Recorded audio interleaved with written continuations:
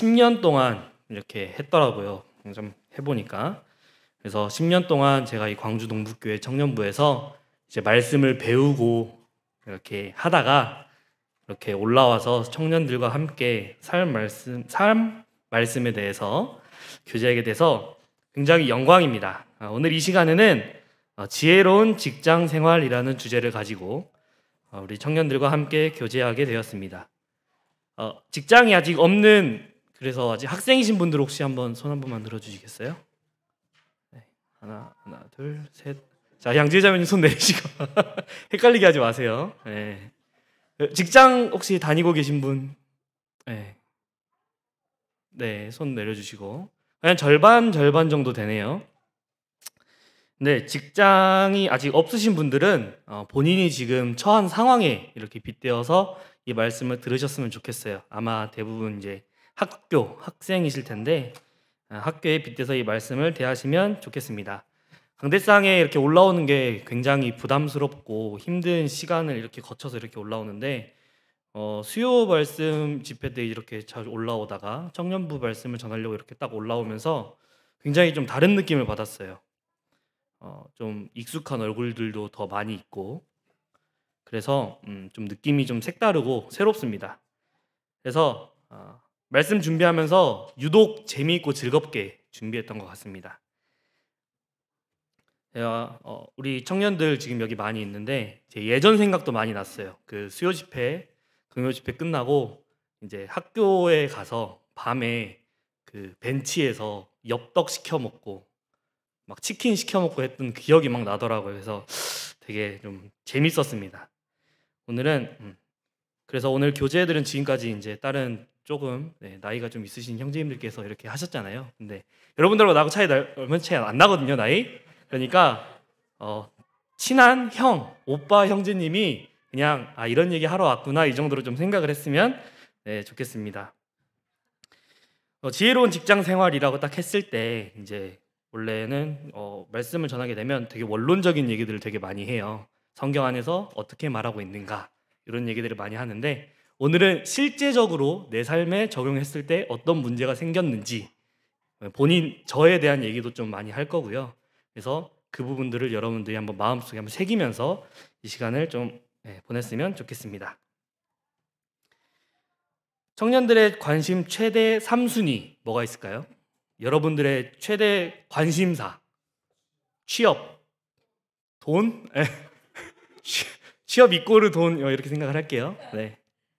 결혼, 또요. 한 가지 더. 네? 대학 진학, 맞아요. 대학 진학, 그리고 취업, 그리고 결혼 이렇게 되는데 여러분들이 이제 형제님들 같은 경우에는 한 개가 더 있어요. 뭘까요? 네, 군대를 졸업을 해야 형제들은 최대 4순위 정도 될 것 같고 이제 자매님들은 최대 3순위 정도 될 것 같은데 이 3순위가 청년들의 믿음을 검증할 수 있는 시기가 된다라고 저는 생각을 합니다. 가정과 교회에서 잘 양육받다가 영적으로 점차 스스로가 독립해 나가는 과정이라고 생각을 해요. 이것은 하나님께서 성도들을 연단시키는 계기가 되기도 합니다만 동시에 마귀가 성도를 주저앉히는 시험의 때이기도 합니다. 특히 거의 대부분의 시간을 직장에서 보내게 되거든요. 직장인들은. 그래서 직장 생활을 하면서 성도들은 하나님께서 원하시는 풍성한 열매를 맺는 귀한 삶이 되기도 하고 마귀의 깸에 빠져서 청년의 귀한 때를 잃어버리는 시간을 보내게 될 수도 있습니다. 취업과 결혼. 네. 누군지 아시겠어요? 모르겠어요? 네. 조금 돼서 그렇지. 네, 그렇습니다. 이 세상에는 굉장히 많은 직업들이 있습니다. 그리고 여러분들은 훗날 한 가지 혹은 간혹 여러 가지의 직업을 갖게 될 것입니다. 혹은 가지고 계시겠죠. 세상에는 수많은 직업들이 있고 이 모든 직업은 자신의 직장에서 업무를 하게 됩니다. 그리고 이 직장의 중요성은 사실 제가 여기서 이렇게 설명하지 않아도 여러분들 다 잘 알고 있을 거라고 생각이 되어집니다. 직장이 없다면 가정과 생계를 유지할 수 없기 때문입니다. 그런데 직장 생활은 쉽다, 어렵다? 어렵습니다. 정말 많이 어렵습니다. 취업하기 전에, 직장을 얻기 전에는 그렇게 출근이 하고 싶어요. 일을 하고 싶어요. 뭔가 내 인생의 내 청년의 종착역이 취업인 것처럼 정말 열심히 사는데, 그렇게 딱 어렵게 취업을 하잖아요. 그러면 퇴사가 하고 싶어요. 너무 힘들어서. 출근하기 전에 뭐가 먼저 하고 싶은지 아세요? 퇴근. 퇴근. 매일 퇴사하고 싶으세요 혹시? 네. 출근도 안 했는데 퇴근이 하고 싶어요. 그리고 퇴사도 진짜 하고 싶고요. 월요병이라는 말이 괜히 나온 게 아닙니다. 근데 그리스도인들은 이런 현실적인 것뿐만이 아니라 이 직장, 하나님께서 나에게 보여주신 직장, 성경적인 관점에서 살펴볼 필요가 있습니다. 여기 지금 다 대학교 다니고 계시고 아직 대학교 안 간 학생부 이렇게 학생도 있는데 대부분은 직장을 가지려고 하실 거예요. 그렇죠? 직장 안 가지고 싶으신 분은 아마 없으실 거예요. 그렇다면 직장은 왜 가져야 될까요? 혹시 생각해 보신 적 있으세요? 네, 돈을 벌기 위해서, 먹고 살기 위해서, 또 결혼하기 위해서. 결혼하신 분들은 내 가족을 부양하기 위해서. 왜? 라는 질문은 굉장히 중요합니다. 모든 일을 할 때 이유가 정확하지 않거나 잘못된 이유를 가지고 있다면 어떻게 될까요? 만약에 여러분들이 처한 상황에서 갑작스러운 어려움이 생긴다면 금방 포기하게 될 것입니다. 그러나 내가 이 일을 꼭 해야 되는 이유가 있다면요? 그렇다면 쉽게 포기하지 않게 되겠죠? 예를 들어보겠습니다. 내가 직장을 가져야 하는 이유가 단순히 돈을 벌기 위해서라면 어떨까요? 그것이 만약에 우선이라면 기회만 된다면 돈을 더 많이 주는 직장으로 가는 게 당연하지 않겠어요? 그런데 그곳이 하나님 섬기기에 어떤지는 당연히 후순위가 됩니다. 다른 예를 들어볼게요. 돈을 원해서 직장을 갖는 박경락과 하나님께서 보여주신 곳에서 일하라고 들으심을 받은 박경락, 둘 중에 누가 더 열심히 일을 할까요? 두 번째가 더 일을 열심히 하겠죠. 왜 일을 해야 하는가에 대한 이유를 말씀드리겠습니다. 그것은 하나님의 명령이기 때문입니다. 우리는 노동, 일을 고된 벌 또는 어쩔 수 없이 해야 하는 일이라는 생각을 많이 가지고 있습니다만 성경은 노동은 하나님께서 처음 계획하신 창조의 질서임을 말해주고 있습니다. 죄가 들어오기 전부터 아담은 일을 했습니다. 하나님께서 그 일을 맡기셨어요. 하나님께서는 노동을 인간에게 주신 축복이며 창조 질서의 일부로 삼으셨습니다. 즉, 노동은 인간을 피곤하게 하는 저주가 아니라 하나님께서 주신 사명입니다. 그런데 죄로 인해서 그 노동이 고통스럽고 힘든 것이 되었습니다. 여기서 중요한 것은 노동 자체가 저주가 아니에요. 저주가 아니라 노동에 고통스러움이 생긴 것이 저주라는 것입니다. 하나님은 여전히 노동을 귀하게 여기시고 일하는 것을 통해 하나님의 뜻을 이루게 하십니다. 예수님의 직업, 여러분들 목수라고 잘 알고 있습니다. 그렇죠? 이 사람이 마리아의 아들 목수가 아니냐 마가복음 6장 3절에 나와 있는데 예수님께서는 이 땅에 오셨을 때 목수로 일하셨습니다. 하나님께서는 육체적인 노동을 포함한 모든 일을 가치 있고 신성한 것으로 여기십니다. 예수님께서 직접 목수의 일을 하셨다고 성경은 말하고 있습니다. 아버지 요셉의 일을 따라 배웠습니다. 당시 유대 문화에서는 아들이 아버지의 직업을 따라가는 것이 일반적이었습니다. 그래서 아버지 요셉이 목수였기 때문에 예수님도 그 일을 하며 성장했을 것입니다. 우리도 맡은 일에 최선을 다하는 것이 예수님을 닮아가는 길입니다. 또한 유대인들은 노동을 신성한 것으로 여겼고 예수님도 그 가치를 알고 계셨기 때문에 맡은 일을 성실하게 하셨을 가능성이 큽니다.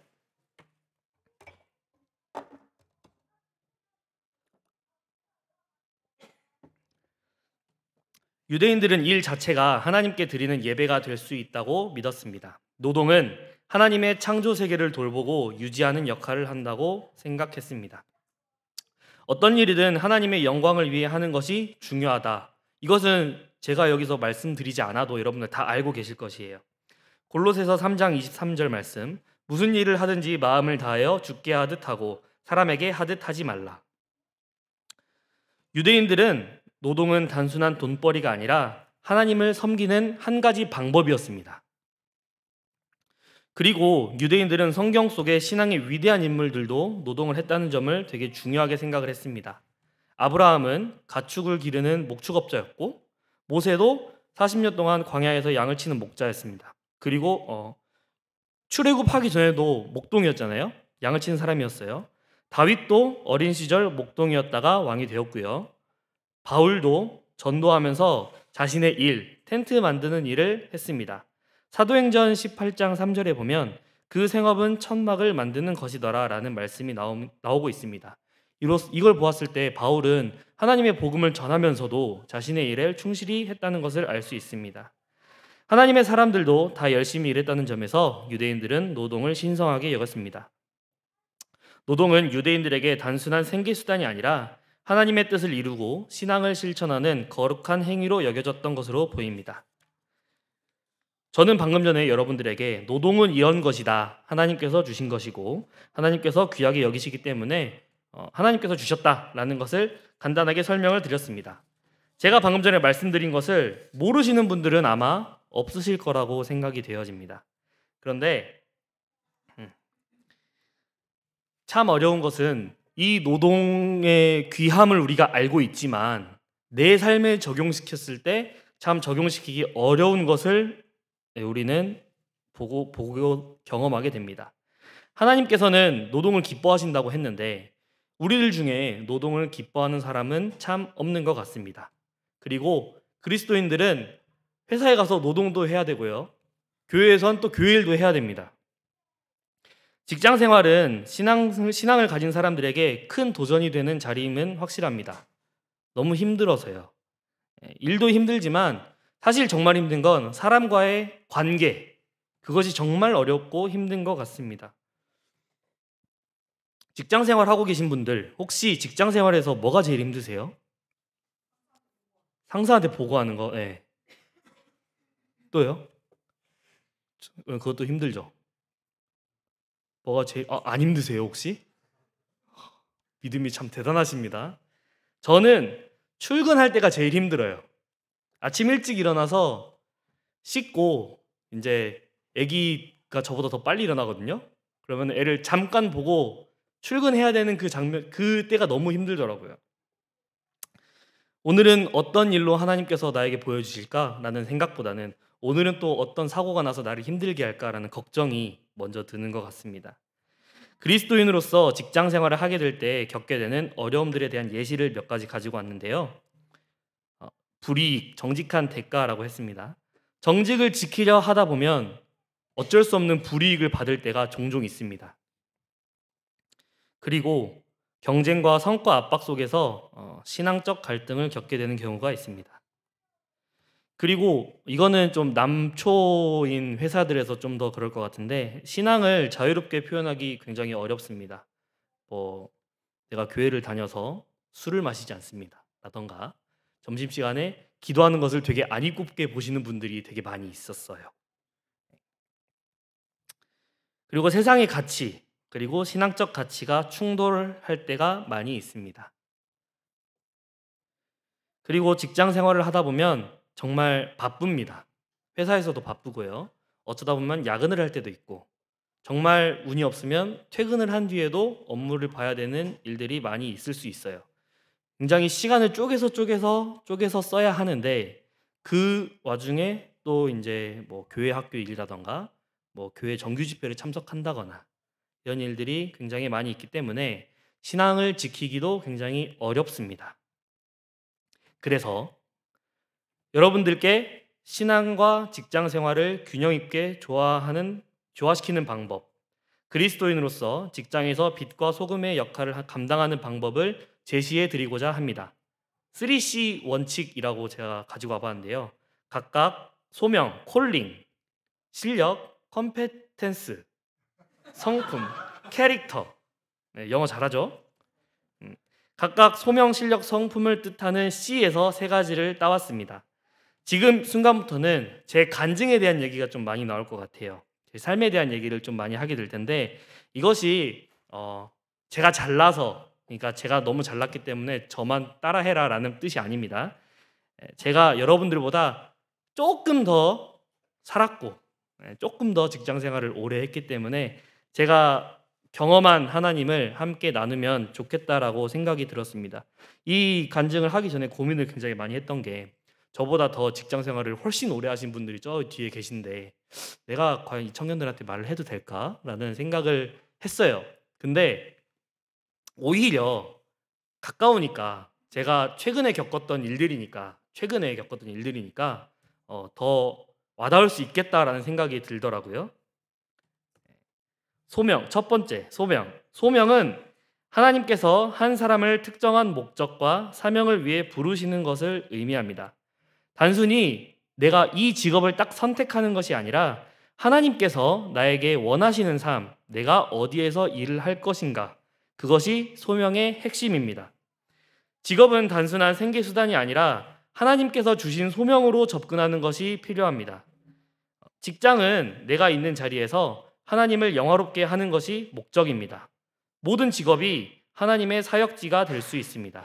그것이 비단 교회뿐만이 아니라 여러분들이 지금 다니고 있는 학교 그리고 직장에서도 여러분들은 하나님의 사역지가 될 수 있습니다. 직장을 선택할 때 있어서 그리스도인들에게 가장 중요한 것은 연봉이 아니고요. 워라밸이 아니고요. 하나님이 가라고 하신 곳을 찾는 것이 1순위예요. 그런데 우리가 살다 보면요. 우리가 직장을 선택해 보면요. 직장을 딱 선택해 놓고 이건 좀 아닌 것 같은데 하고 금방 포기해 버리는 경우가 종종 있는 것 같습니다. 제가 그런 경험이 있었습니다. 제가 대학교 4학년 2학기 때 2017년도쯤에 취업 준비생이었어요. 취업 준비생들이 받는 스트레스가 어마어마하잖아요. 그때 저의 기도 제목이 뭐였는지 혹시 아세요? 저는 광주에서 취업하게 해주세요라는 유일한 기도 제목을 하나 가지고 있었어요. 제가 원래 그런 기도를 잘 안 합니다. 주님, 저에게 이걸 주세요라는 기도를 잘 안 해요. 왜냐하면 주님 뜻대로 하게 해주세요라는 기도를 굉장히 많이 하는데 제가 그때 광주에 너무 남아있고 싶었어요. 광주 그때 동북교회 청년부를 너무 함께하고 싶은 마음이 컸고 우리 교회를 사랑하는 마음이 굉장히 컸습니다. 그래서 그런 기도를 계속하고 있던 와중에 그때 누가 들어도 알만한 대기업의 서류 면접을 보게 됩니다. 근데 덜컥 합격이 됐어요. 그래서 1차 면접을 또 보러 갔어요. 근데 또 합격을 했네요. 그래서 최종 면접까지 이제 승승장구하는 것처럼 올라갔어요. 그때 그 기업에선 광주 전남권에서 일할 직원을 뽑는 거였거든요. 그래서 최종 면접장까지 갔습니다. 단순히 광주가 좋아서 동북교회에 남아있고 싶은 마음이 간절했고 그래서 기도해서 하나님께서 들어주시는 것처럼 보였습니다. 근데 최종 면접 서울 본사까지 가서 면접을 봤거든요. 거기에서 불합격을 해버렸어요. 뭔가 그 최종 합격장까지 들어가기 전까지는 하나님께서 뭔가 나를 인도하신다라는 것처럼 느껴졌어요. 광주에서 취업하지 못했으면 이제 부모님이 이제 제가 고향이 광양인데 광양에서 부모님은 일하길 바라셨어요. 그래서 그 광양에서 내려와서 이제 취업을 해라라는 얘기를 많이 하셨는데 저는 이제 그러고 싶진 않았어요. 광주 동북교회에 남아 있고 싶어서. 그래서 사람인 사이트에서 정말 여기저기다가 면접을 막 냈습니다. 이력서를 막 냈어요. 그러다가 한 회사에 면접을 보게 됐습니다. 근데 문제가 생겼습니다. 면접 당일날 오후 3시에 면접 시간이었는데 제가 회사 주소를 잘못 찍고 간 거예요. 그땐 제가 차가 없었거든요. 그래서 버스를 타고 가는데 진짜 딱 2시 반쯤에 도착을 했는데 아무리 찾아봐도 그 회사 이름이 안 보여요. 어떡하지? 하고 이제 면접 담당관한테 전화를 했습니다. 혹시 제가 지금 여기 도착을 했는데 회사가 안 보입니다. 그랬더니 거기 아닌 것 같은데요? 라고 얘기를 하시더라고요. 그래서 근데 설상가상으로 그 통화 이후에 제 핸드폰이 꺼져 버렸어요. 그래서 이제 핸드폰도 없어. 이제 내가 장소를 찾아갈 방법도 없어. 근데 그때 갤럭시 탭 말고 쬐까만한 게 하나 있었거든요. 그걸로 이제 다시 찾아서 면접을 보러 갔어요. 제가 면접 시간을 2시간을 늦었습니다. 그날 눈이 엄청 내리던 날이었는데 3시 면접이었는데 제가 2시간 늦었으니까 5시에 그 회사에 도착을 했습니다. 저는 면접을 볼 수 있었을까요? 네, 면접을 보고 나왔습니다.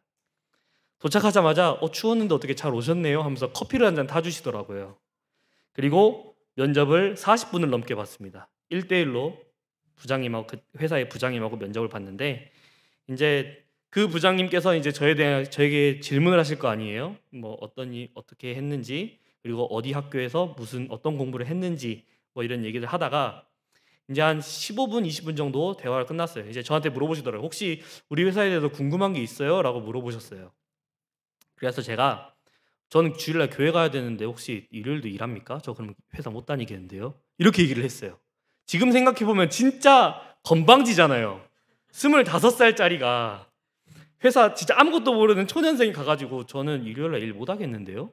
이렇게 말한 거잖아요. 근데 그분이 막 웃으시면서 일요일날 일 안 합니다 라고 얘기를 하시는 거예요. 그래서 이제 뭐 그 외에 뭐 기타 여러 가지 내용들을 막 얘기를 했죠. 그리고 면접장 나오면서 저는 어떤 생각이 들었을까요? 저는 나오면서 아차 싶었어요. 내가 이 말은 굳이 했었어야 됐나라는 생각도 들더라고요. 그래서 내가 만약에 면접관이었다면 2시간이나 늦게 온 이 새파랗게 어린 햇병아리를 뽑을까? 라는 생각을 했는데, 그래서 나오면서 주님께 그런 기도를 했습니다. 주님, 제가 정말 처음에 너무 잘못 밟았어요, 이 길을. 근데 만약에 주님이 정말로 나를 광주에 남아있게 하시려고 이 직장을 보여주신 거라면 주님 저를 붙여주세요라고 기도를 했어요. 근데 어떻게 됐을까요? 네? 못 붙었다고요? 붙었다고요? 네, 붙었어요. 합격했다고 연락이 오더라고요. 그 다음날 아침에 바로. 근데 여기가 이제 회사랑 교회랑 좀 거리가 멀었어요. 이 문제를 가지고 장로 형제님을 찾아갔습니다. 형제님, 제가 이러이러한 기도를 하고 있었습니다. 제가 광주에서 취업하고 싶은 마음이 너무 커서 광주에서 취업을 하게 해달라고 기도를 했는데 제가 평일 집회가 조금 제한이 될 것 같습니다. 그래서 이제 근처에 있는 교회로 제가 평일 집회는 가고 주일날 이렇게 오겠습니다라고 했더니 형제님이 뭐라고 하셨게요? 아니요, 안 돼. 맞아요, 안 되라고 하긴 했어요. 형제 그럼 차를 사 그러더라고요. 25살짜리 형제한테 차를 사래요, 차를. 네. 근데 제가 이제 차를 사진 않았습니다. 그럼에도 불구하고 장로 형제님이 차를 사란 말은 오라는 말이잖아요. 그래서 버스 타고 지하철 타고 1시간 반 넘는 거리를, 편도 1시간 반 넘는 거리를 왔다 갔다 하면서 보냈어요. 그래도 동북교회로 평일 집회를 다 참석했던 기억이 있습니다. 지하철 막차를 타고 다니면서요. 기억나시는 분들도 있을 거예요. 11시 46분 금남로 5가에서 지하철을 타고 회사 지하철에 도착해서 지하철역에서 걸어서 40분을 가야 회사에 도착하는 그런 곳에서 회사를 다니고 있었습니다. 제가 만약에 처음에 말씀드렸던 그 대기업에 만약에 제가 들어갔다면 제가 기도했던 대로 이루어졌을까요? 그때 제 친구랑 같이 면접을 보러 갔거든요. 어떻게 같이 면접을 보고 최종 면접까지 같이 갔어요. 근데 제 친구는 딱 합격을 하고 저는 떨어진 거예요. 그래서 되게 좀 그랬어요. 하나님 왜 나만 떨어뜨리세요? 사실 성적도 비슷했거든요. 근데 그 친구는 지금 여수에서 일하고 있어요. 여기저기 돌아다녀야 되는 일이었더라고요. 제가 정확하게는 몰랐었어요. 여수에서 일도 하고 뭐 고흥 다니고 막 이러면서 영업을 하는 일이었어요. 저는 광주 전남이라길래 광주 하면 다 광주 갈 수 있는 줄 알았는데 그게 아니었습니다. 그리고 하나님의 일을 하기에 굉장히 힘든 직업이었습니다. 굉장히 세속적이고 불법적인 일들이 당연시되는 그런 일을 해야만 하는 일들이 있더라고요. 어떻게 보면 기도한 대로 이루어진 것이 지금 제가 다니고 있는 직장이었던 거죠. 광주에서 일하게 해주세요. 집회 잘 참석할 수 있는 직장을 주세요. 라는 기도만 했는데 딱 거기까지 들어주신 거예요. 저는 이 직장을 정말 오래 잘 다닐 수 있었을까요? 네. 잘 다니고 있습니다. 지금까지도. 근데 회사가 너무 힘들었어요. 고객사, 흔히 갑사라고 하죠. 갑질을 어마무시하게 당합니다. 나이도 어리죠. 그리고 일도 잘 못하죠. 제가 사수가 한 명 있었는데 사수가 제가 입사한 지 한 달 만에 그만둬 버렸어요. 제가 뭘 배웠겠어요, 거기서. 아무것도 몰라요. 그래서 그냥 고객사한테 전화 오면 욕만 먹는 거예요, 계속. 너무 힘들었어요. 그래서 아침 7시에 출근해서 평소에는 밤 10시, 11시까지 일하고, 그리고 정말 늦으면 새벽 1시까지도 일을 하기도 하고, 평일 집회는 교회를 도착하면 교회가 끝나 있기도 하고, 그런 생활을 계속했습니다.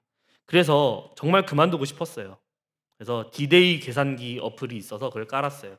그래서 내가 1년만 딱 여기 다닌다, 365일 딱 해놓고 내가 며칠 남았다 이러면서 제 스스로를 막 채찍질했어요. 내가 이것도 못 버티면 딴 데 가서 무슨 일을 하겠나.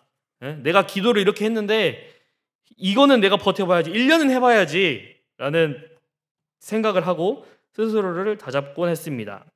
당시에 회사 기숙사에 살고 있었는데요. 매일 아침 7시 반에 출근, 8시 출근을 해야 되는데 6시 반에 일어났습니다. 룸메이트가 있었거든요.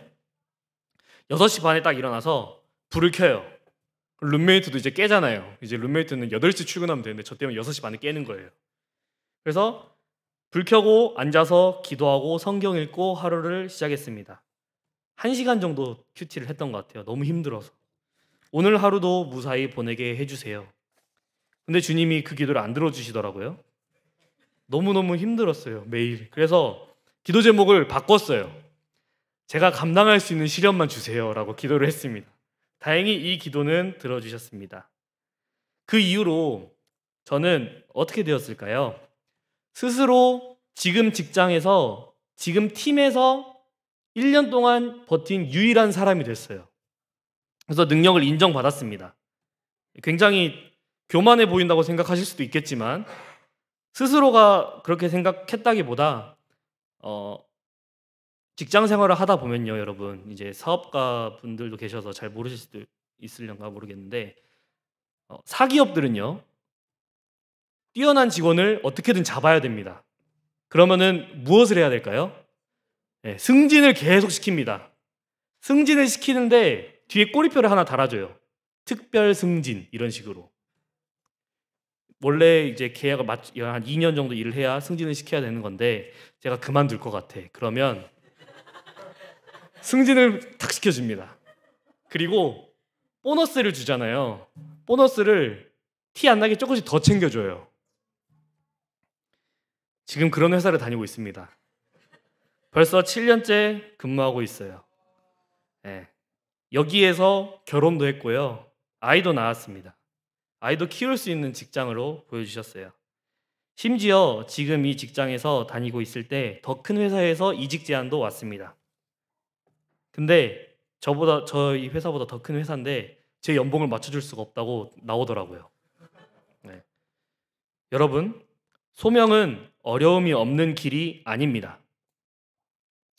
요한복음 16장 33절에 세상에서는 너희가 환난을 당하나 담대하라, 내가 세상을 이기었노라 라는 말씀이 있습니다. 하나님께서 부르신 곳에서 모든 일이 순탄하지만은 않습니다. 반드시 어려움이 따라오게 되어 있습니다. 그러나 그 어려운 길은 하나님과 함께하는 길입니다. 우리는 찰나의 감정과 그 상황에 많이 흔들리곤 합니다. 그러나 우리는 그 감정에 흔들리면 안 되고 하나님을 믿는 그 믿음으로 말미암아 나아가야 합니다. 힘들다고, 내 지금 상황이 어렵다고 쉽사리 포기하면 하나님께서 보여주신 그 예비하신 뜻을 경험할 기회를 스스로가 놓쳐버리는 것입니다.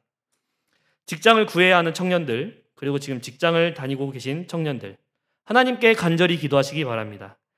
하나님께서 부르신 곳을 제가 선택해서 그곳을 잘 분별할 수 있도록 기도하시기 바랍니다. 스스로가 그것을 판단하기 어렵다면 장로 형제님 혹은 청년부 교사 형제 자매님, 심지어는 가까운 경험 많은 인생 선배님을 만나서 교제하시는 것을 추천드립니다. 만약에 여러분들이 이 수많은 사람들과 교제하고 정말 이곳이 하나님께서 부르신 곳이다 라는 확신이 있고 그곳이 주님께서 부르신 곳이라면 정말 가볍게 생각하지 마시기 바랍니다. 청년들 중에 취업할 때, 이제 우리 청년들을 얘기하는 건 아닙니다. 주변에 보면 취업할 때 뭔가 간증들은 굉장히 많아요. 근데 그 간증 한 지 얼마 안 돼서 직장을 그만둬 버려요. 아, 여기는 아닌 것 같아. 그런 간증은 저는 덕이 된다고 생각하지 않아요. 두 번째, 컴페텐스. 한국 발음 아닙니다. 영어예요. 네, 실력이 있어야 합니다. 실력이 있어야 영향력이 있습니다. 잠언 22장 29절. 내가 자기의 일에 능숙한 사람을 보았느냐? 이러한 사람은 왕 앞에 설 것이요 천한 자 앞에 서지 아니하리라. 그리스도인들은 실력이 있어야 합니다. 그래야 직장에서 존중받고 영향력을 미칠 수 있습니다. 좋은 크리스천이 되는 것뿐만이 아니라 일을 잘하는 전문가가 되는 것도 중요합니다. 나에게 맡겨진 업무를 내가 죽게 하듯 하시길 바랍니다. 그렇다면 실력도 쌓이고 그 안에서 인정도 받을 수 있습니다. 내가 맡은 일, 업무, 학생들의 공부가 되겠죠. 업무에 대한 평가가 예수 그리스도에 대한 평가로 전환된다고 생각해 보시기 바랍니다. 여러분들 일을 대강 할 수 있겠습니까? 더욱더 심혈을 기울여서 하게 되겠죠. 내가 실수하면 예수님께서 욕을 먹는다고 생각해 보세요. 내가 게으르게 하면 교회 다니는 사람 똑같아. 다 저래. 예수 믿는 사람 다를 게 없어. 똑같아. 이렇게 생각을 한번 해보시기 바랍니다. 어떻게 일을 하게 될까요, 여러분들? 그런데 모든 그리스도인들이 다 능력이 뛰어날 수는 없는 것 같아요. 하나님을 믿는 사람들이 다 천재나 영재가 아닌 것처럼요. 그럼 어떻게 해야 될까요? 성실과 근면한 모습을 보여주는 것이 필요합니다. 잦은 지각, 그리고 대충대충 한다거나 일을 빨리 하다 보니 놓친다거나 이런 것들이 계속해서 반복되면 안 되겠죠. 직장의 동료, 선임, 후임, 많은 사람들은 당신을 통해서 예수 그리스도를 보게 됩니다. 여러분, 마음껏 부담 가지시기 바랍니다. 가끔 그럴 때가 있습니다. 교회 학교 일이나 교회 일을 하다 보면 컨디션이 안 좋을 수 있어요. 예를 들어 주일날 정말 청년부 저녁 6시까지 청년부를 하고 그리고 다음 시간에 저녁을 먹고 뭔가 교회를 열심히 했어요. 그래서 밤 11시, 12시, 새벽 1시, 2시 그래서 잠을 제대로 못 잤어요. 그래서 그 다음날 지각을 하고 회사 일에 집중해서 할 수 없는 상황을 만들고 이런 것들이 물론 종종 있을 수 있겠죠. 그러나 이런 상황이 잦게 발생이 된다면 이로 인해서 회사 동료들에게 피해를 주는 것도 좋은 간증은 아닐 것입니다. 우리는 직장에서 많은 시간을 보내게 됩니다. 그들에게 성실한 그리스도인의 모습을 보여주는 것이 굉장히 중요합니다.